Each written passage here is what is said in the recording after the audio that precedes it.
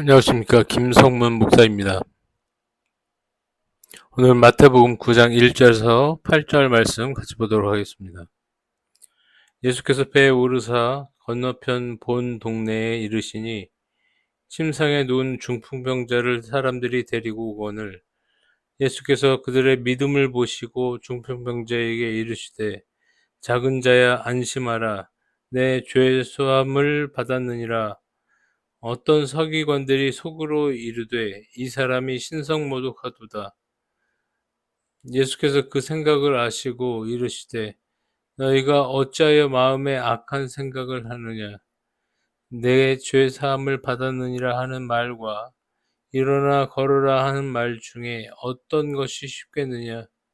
그러나 인자가 세상에서 죄를 사하는 권능이 있는 줄을 너희로 알게 하려 하노라 하시고 중풍병자에게 말씀하시되 일어나 내 침상을 가지고 집으로 돌아가라 하시니 그가 일어나 집으로 돌아가거늘 무리가 보고 두려워하여 이 권능을 사람에게 주신 하나님께 영광을 돌리니라. 아멘. 한 중풍병자가 있었습니다. 그는 병이 낫기 위해서 수많은 방법을 사용해 보았을 것입니다. 하지만 실패를 거듭했습니다. 그에게 한 소식이 들려왔습니다. 예수라는 분인데 어떤 이들은 선지자라고 부르기도 하고 어떤 이들은 선생이라고 한다고 들었습니다. 직접 말씀을 들은 적은 없지만 전해 들은 그 말씀은 힘이 있었고 성경을 관통하는 통찰력이 있었습니다. 그는 전해 들은 말씀만으로도 자신이 죄인이라는 것과 예수만이 자신의 몸과 영혼을 회복시킬 수 있다고 믿었습니다. 친구들에게 자신을 예수께 데려다 달라고 간청했습니다. 친구들은 예수님이 자기의 마을에 오신다는 그 시간에 맞춰서 예수님 앞에 옮겨주었습니다. 그뿐이었습니다. 한마디도 하지 않았습니다. 그러나 죄사함을 받았고 몸도 회복되었습니다. 인생에는 수많은 문제가 정말 수만 가지가 있죠. 하지만 그 모든 문제의 해결자는 예수님입니다.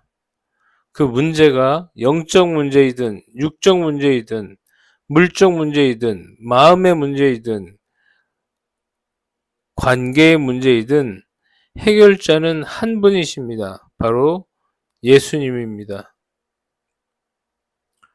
두 번째, 작은 자라는 내용을 보시죠. 예수님은 중풍병자에게 작은 자야 라고 부릅니다. 이 호칭은 해석의 여지가 있습니다.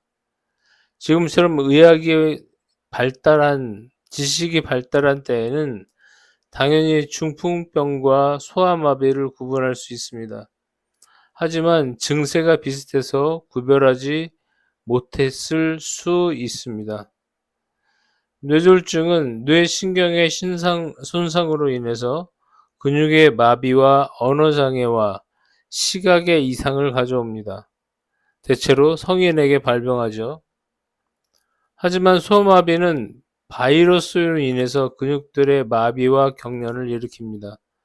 대부분 어린 아이에게 발생합니다. 현재에는 많은 연구로 백신이 개발되었지만 제가 어릴 때는 소아마비 환자들이 많았습니다. 물론 성경의 표현대로 중풍병, 뇌졸중 환자가 맞을 수도 있습니다. 하지만 작은 아이야 라고 부르셨다면 장년 내지 노인에 해당하는 성인에게 작은 아이야 라는 말은 어울리지 않습니다. 조심스럽게 소아마비 환자가 아니었을까 추측해 봅니다. 뇌졸중은 치유받는 사람들이 간혹 있습니다. 그러나 소아마비에서 치유되었다는 말은 듣지 못했습니다. 그러니까 현재 의학으로만 얘기하자면 불가능을 가능케 하신 것입니다. 죄사함의 문제. 이 환자의 문제는 중풍병입니다. 하지만 왜 요청하지도 않은 죄 사함의 문제를 먼저 선포하신 것일까요? 먼저 질병은 죄로부터 오는 것이 아니다 라고 단정 지을 수 있습니다. 하지만 죄로 인해서 병이 오기도 합니다. 오늘의 중풍병자 환자의 경우는 죄로 인해서 병이 왔다는 겁니다. 따라서 죄의 고백과 회개, 그리고 죄사함 없이는 병이 치유될 수 없기 때문에 죄사함이 먼저, 그리고 치유가 두 번째였습니다. 그 증거는 그 자리에 죄인이라 악한 생각을 가진 사람이라 규정한 서기관들이 심각한 질병을 가진 자가 아니었다는 것이 증거입니다. 죄로 인해서 벌을 받아 질병을 얻었다면 서기관들도 질병을 얻었어야 할 것입니다.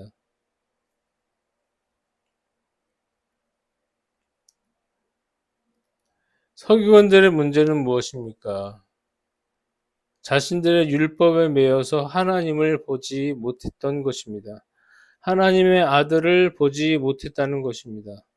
하나님의 아들은 하나님이시기 때문에 죄를 사하실 수도 있고 병을 고치실 수도 있습니다.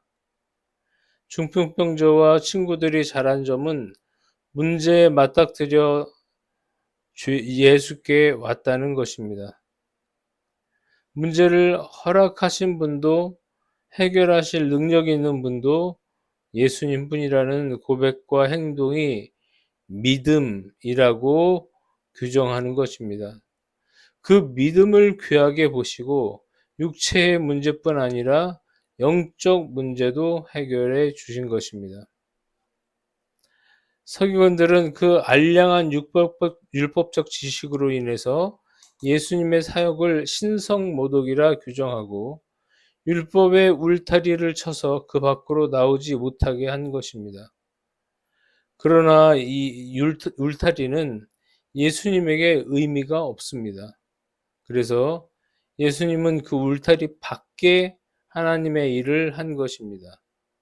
반면 율법과 성경을 모르는 자들은 믿음으로 친구를 구했고 친구 자신도 구했습니다. 서기관들의 악한 생각은 예수님을 하나님의 아들로 믿지 못했다는 것입니다. 그러면 모든 것이 문을 걸어 잠그고 하나의 문도 열리지 않습니다. 악한 생각을 떨쳐버려야 한다는 것입니다. 죄사함과 일어나 걸어라 하는 문제도 모두 믿음으로 열렸습니다. 오늘날 우리에게 있는 문제도 예수님을 구세주로 믿고 죄사함을 받고 문제를 구할 때 문제는 해결될 줄로 믿습니다. 예수님은 환자에게 집으로 가라 명하십니다. 집으로 가는 것은 일상으로 돌아가라는 말씀입니다. 중풍병으로 인해서 일상으로 돌아가지 못했던 사람에게 일상으로의 명령은 참으로 가슴 벅찬 일일 것입니다. 오늘 본문은 병 나음의 문제 이전에 해결해야 하는 선행 조건이 하나님과의 문제를 해결해야 하는 것임을 깨우쳐 줍니다. 하나님과 우리 사이에 맡고 있었던 죄사함의 문제를 해결한다면 하나님 나라의 모든 것이 형통할 것입니다. 안녕하십니까, 김성문 목사입니다. 저는 목회자로 또 신학자로 30년을 살았습니다. 많은 성도들을 보았고 불신자들도 만나봤고 또 가난한 성도라고도 하죠. 교회를 다녔으나 이런저런 상처를 안고 교회를 떠나 계신 분들도 많이 만나봤습니다. 가장 가슴 아픈 것은 이단에 빠져 계신 분들입니다. 꼭 필요한 평신도 교육이 있었다면, 바르게 말씀을 대하는 방법을 알려주었더라면 이단들의 그 얄팍한 신학조차도 구분해내지 못하는 일은 없었을 것입니다. 그 죄는 저를 비롯한 목사들의 책임입니다. 그래서 지금이라도 교회 안의 성도들과 교회 밖의 성도들, 그리고 아직 복음을 알지 못한 분들에게 쉬우면서 정확한 성경을 함께 연구해 가면서 성장해 나가기를 바랍니다. 맨 앞에 페이지에 제 학력을 넣은 것은 잘난 척 하려는 것이 아니라 건강한 정통 신학을 공부한 사람이라는 것을 말씀드리고 싶어서 써놓은 것입니다. 오해하지 않으셨으면 좋겠습니다. 이 사역을 위해서 기도해 주십시오. 제가 지쳐 넘어지지 않도록, 또 성경을 바르게 보고 바르게 전할 수 있도록, 그래서 성도님들이 이 말씀을 가지고 힘을 얻고 기쁨을 회복할 수 있도록 기도 바랍니다. 또한 재정적인 후원도 필요합니다.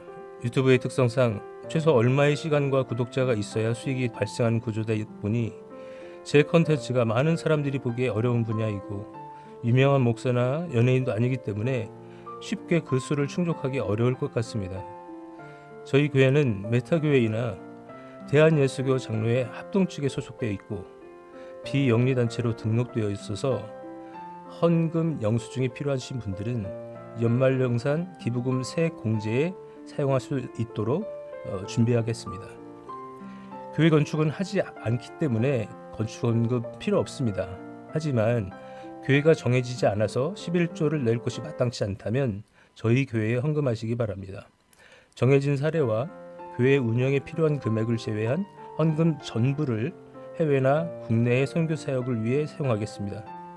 후원을 기다리고 있겠습니다. 감사합니다.